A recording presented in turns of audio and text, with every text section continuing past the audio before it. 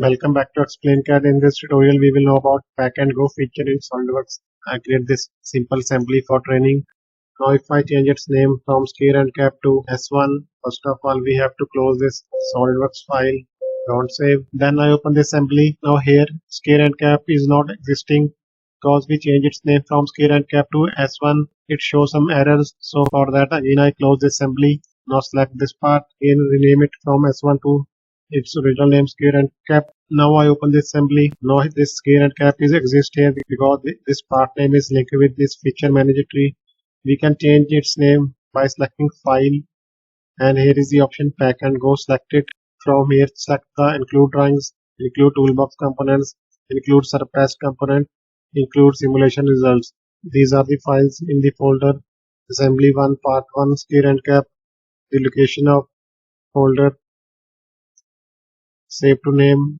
I select this Steer and Cap and rename it from Steer and Cap to S1. Select OK. Save. We can also rename this part 1 to P1. Select OK.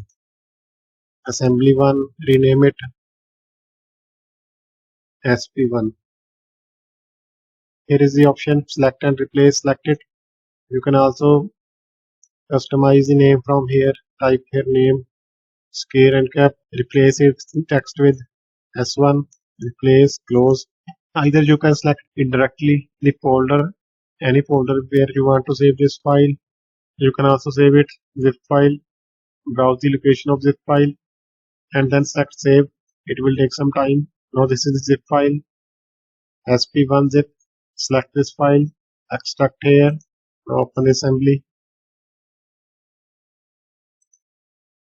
See here, this part 1 name is changed from part 1 to P1, and the Steer and Cap is now S1, and the assembly name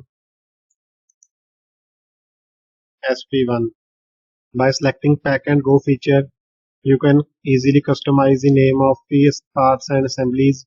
Any sub-assembly, it will save you a lot of time for applying it again and again. Thank you so much for watching. Please subscribe Explain CAD.